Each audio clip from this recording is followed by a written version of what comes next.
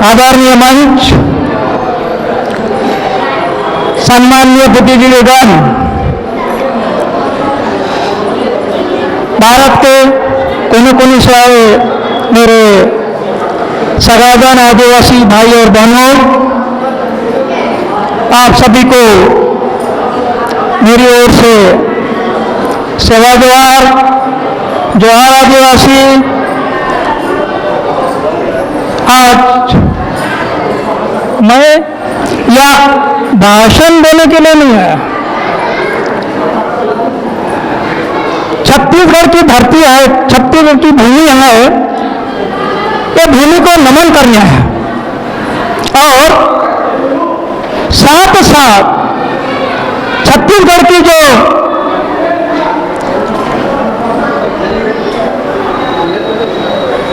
आदिवासी भाई और बहनें हैं, इनका दर्शन लेने आया हूं। अखिल भारतीय आदिवासी धर्म परिषद की तत्वावधान में अंतर्राष्ट्रीय महिला सम्मान कार्यक्रम रखा। मैं आप सभी को बधाई देता हूं, शुभकामना व्यक्त करता हूं। आज विचारणीय विषय जो रखे है, वो विषय बात 6 पॉइंट में है। बहुत सारे विचारवक्तागणों ने बात रखी है, बहुत बेबाकी से बात रखी है, बहुत सत्यतापूर्ण बात रखी है। मेरे लिए कुछ रखा ही नहीं उन्होंने। फिर भी मुझे मौका दिया है, इसलिए बोलना तो पड़ेगा ही। तो आज के विषय में संस्कृति की पहचान, दूसरा है धर्म कोड के बारे में, और हमारी जो बहना है शेर देवी पेंद्रो, इनका जो देहावसान हुआ, उस समय हम किसी कारणवश उनकी मुलाकात करने नहीं आ सके। वो आज का श्रद्धांजलि सभा का विषय, और वो जो जगह खाली हुई है, प्रांत के अध्यक्ष थे, वो जगह का वो महिला प्रभाग का पुनर्गठन। आदिवासी समुदाय में, आदिवासी परिवार में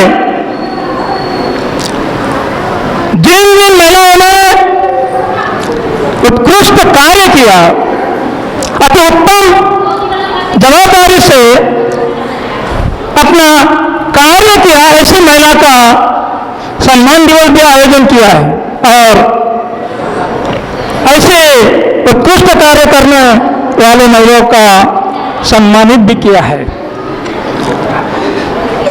तीसरा यह है अलग अलग विषय कि राष्ट्रीय स्तर और राज्य स्तर का संगठन को मजबूती मिलने के लिए यह भी बहुत चर्चा हुई है। इसका भी बढ़ोतरी कैसे मिले, अलग अलग भारतवर्ष में जो राज्य है, वहां जो रहने वाली आदिवासी समुदाय है, समूह है, कबीला है, उसको संगठित कैसे करें, इस पर भी चर्चा हुई है। और इस पर और भी विचार मंथन करना आदिवासियों के लिए अत्यंत महत्वशाली है। मैं क्यों ऐसा कर रहा, मेरा जो अनुभव हुआ है 2000 साल से अभी तक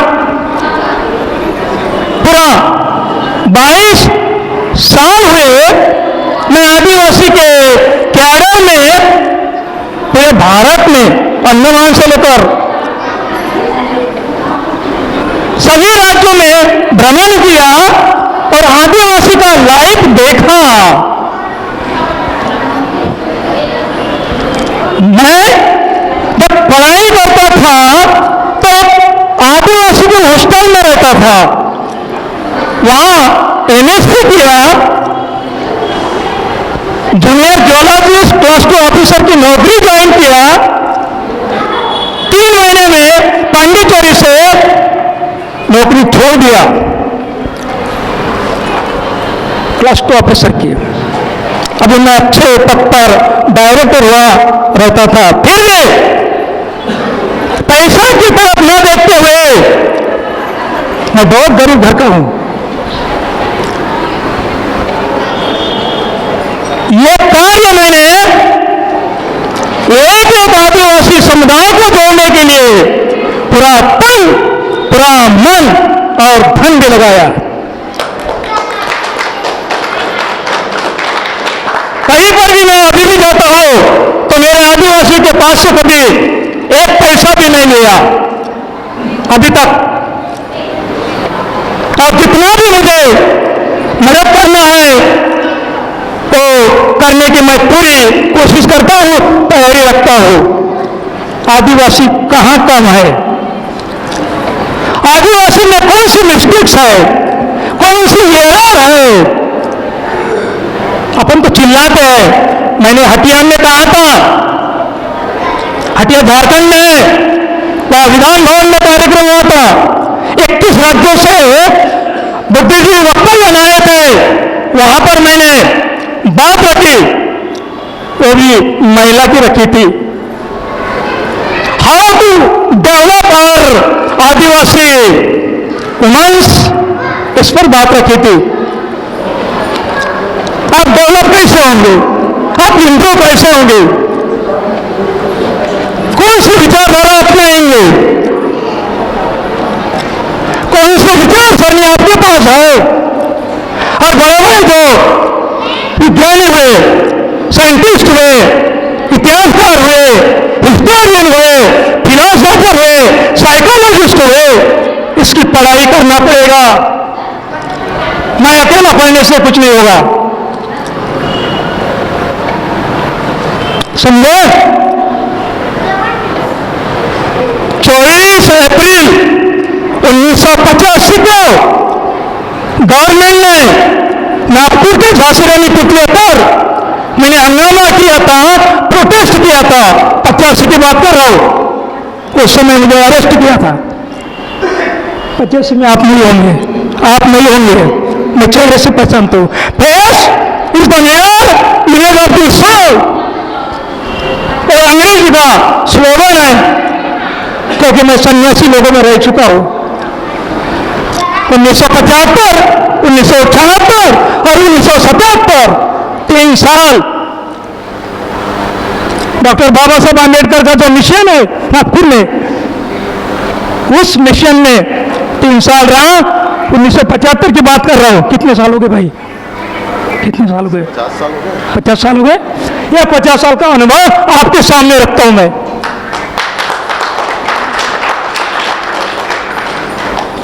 तो देखो, आदिवासी महिला हो या पुरुष हो, मनोभेद और मतभेद ये सब मिटाना पड़ेगा। सब आदिवासी एक ही कौम के है, सब आदिवासी एक ही जिन के है, सब आदिवासी उनका हार्मोन सभी को सब एक ही है। मैं साइंटिफिकली बोल रहा हूं। मिनिस्ट्री ऑफ ग्रीवांस जो है, दिल्ली में ऑफिस है, वहां पर साइंटिस्ट है, आदिवासी का जो डीएनए चेक करते हैं, उसकी प्रैक्टिकल बेसिस पे संशोधन शुरू है कि सही में भारत में आदिवासी है या नहीं है। If there is tribal people in India और नॉट, तो ये ऐसे विषय में आप डीप में मत जाइए। लेकिन आज मैं थोड़ा सा 2 मिनट लेता हूं अंतर्राष्ट्रीय महिला सम्मान में।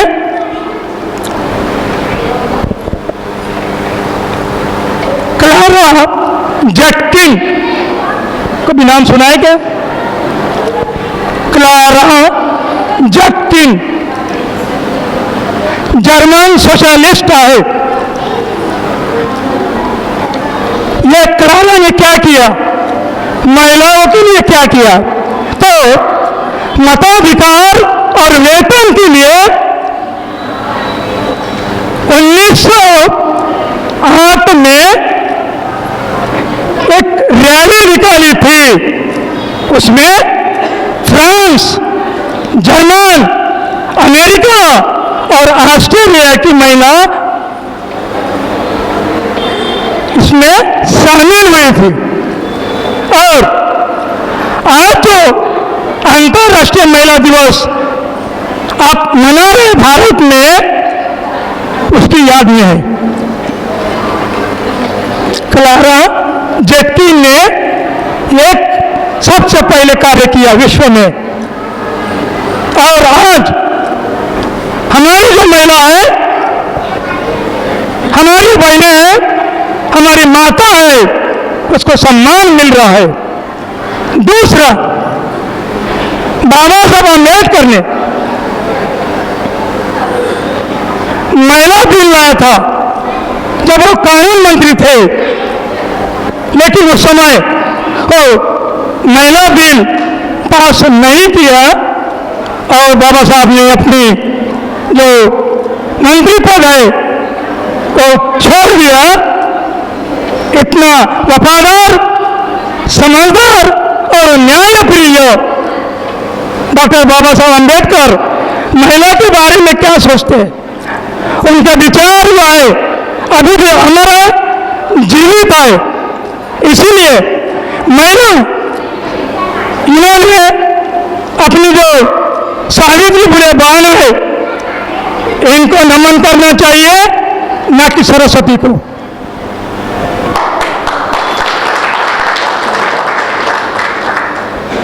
पहली मुख्याध्यापिका, पहली एचएम और ये कार्य आज अखिल भारतीय आदिवासी धर्म परिषद इस मंगल भवन के कार्यालय में, ये भवन में मना रहे हैं। मुझे बहुत बड़ी खुशी हो रही है। क्यों? मैं देखता हूं और आप भी देखते हैं, गाय का दूध, भैंस का दूध केंद्रों में बेचते हैं। इसका दूध का खरीदी बिक्री होता है, इसकी कीमत लगती है। लेकिन आप जिस मां के कोख से पैदा हुए हैं, उस मां के दूध की कीमत कभी देखा, कभी सुना? मां के दूध को कभी केंद्रों में बेचते हुए, खरीदी करते हुए, बिक्री में देखा? नहीं। बाबा साहब बोलते हैं कि मां के दूध की जो कीमत होती है, वो मताधिकार जो है उसके बराबर की होती है। तो आप आदिवासियों,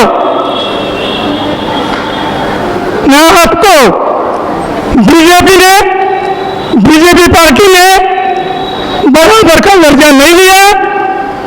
दूसरी ओर कांग्रेस पार्टी ने भी आपको, आदिवासियों को बराबरी का दर्जा अभी तक दिया नहीं। इसलिए अभी समय आया है और यह समय का महत्व बहुत मूल्य है, उसको बहुत वैल्यू है, बहुत कीमत है। आपका एक वोट, आपका एक मत इसकी कीमत में ये बताया माँ की दूध के बराबर की है, तो अपनी माँ की दूध मत बेचो। और जो जैसे कि अपन अपनी लड़की की शादी करना है तो दामाद कैसे दिखते हैं? अच्छे होशियार, अच्छे पढ़े लिखे, अच्छे कमाने वाले और व्यसन मुक्त दामाद देखते हैं। उसी प्रकार आने वाला जो इलेक्शन है, आने वाला जो इलेक्शन है उस समय ऐसा कैंडिडेट, ऐसा उम्मीदवार चुनो आदिवासियों में से, और उसको ईमानदारी से, बड़ी वफादारी से मतदान करो, वोट करो, चुन के लाओ और उसको पार्लियामेंट में ले दो। ये मेरी विनती आपको रहेगी।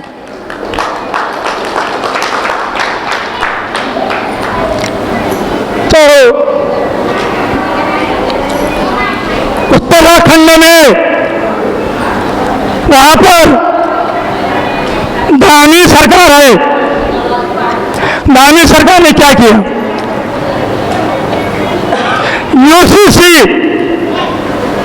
का उन्होंने मेमोरेंडम ज्ञापन निवेदन जो है सरकार ने पारित किया।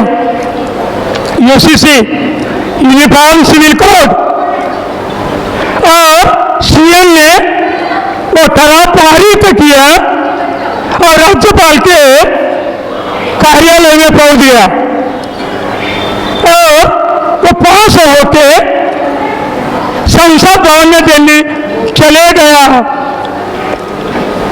जिसके लिए पूरी भारत में अभी तक मैं खुद 22 राज्य का दौरा किया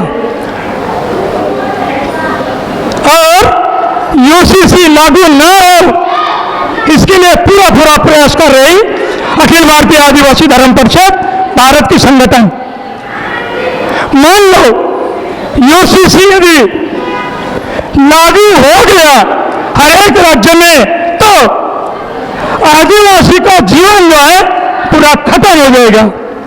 ना वहाँ पैसा रहेगा, ना 5वीं अनुसूची रहेगी, ना 6वीं अनुसूची रहेगी, आदिवासी का कल्चर भी नहीं रहेगा, उसकी आइडेंटिटी भी नहीं रहेगी, ना कल्चर ना कस्टम, कुछ भी नहीं बचेगा।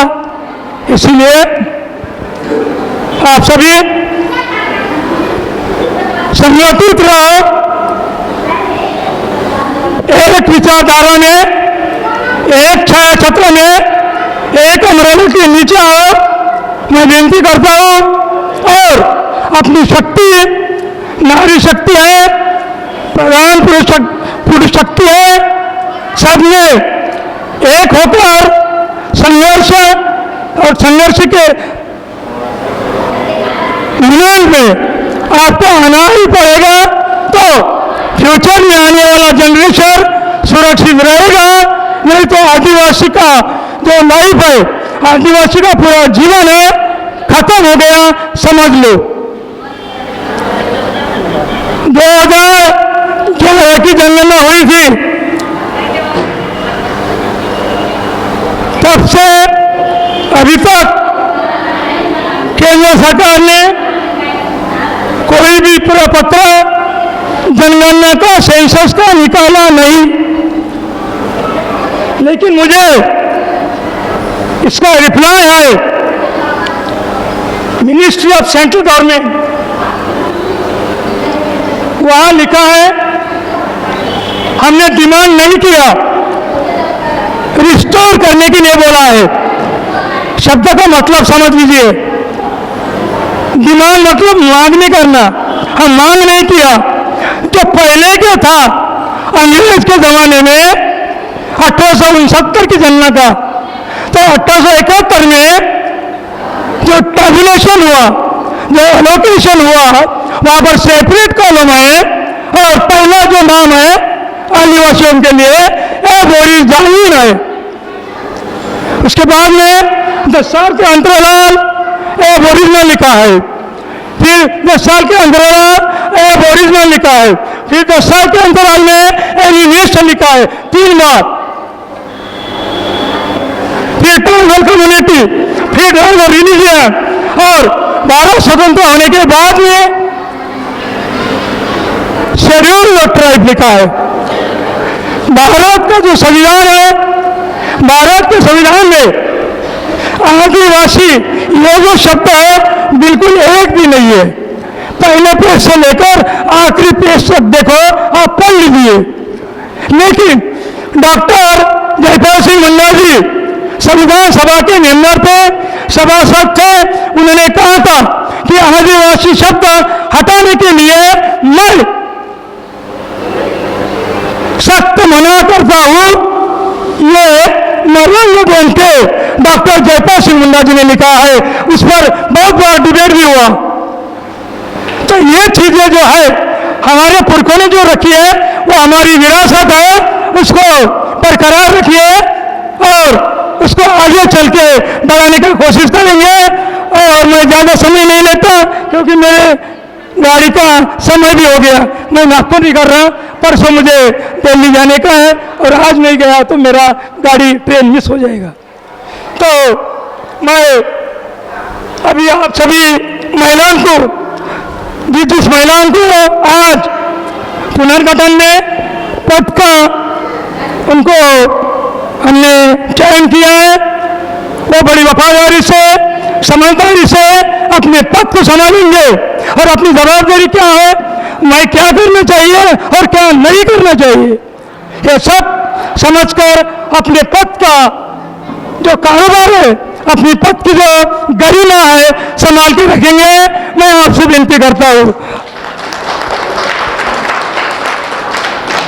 पद पर नियुक्ति करना कोई बड़ी बात नहीं है, लेकिन वो संभाल कर चलना, उसकी गरिमा, वो पद का महत्व, उसका इम्पोर्टेंट संभाल कर चलना और अपनी कार्य नीति जो है वो समाज नीति है, राजनीति है, अर्थनीति है, अपना परिवार है, अपना समाज है, सबको संभाल के, सब बैलेंस करके अपने सेवा में योगदान करेंगे।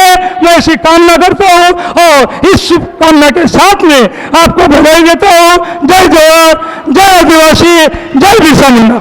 हेलो।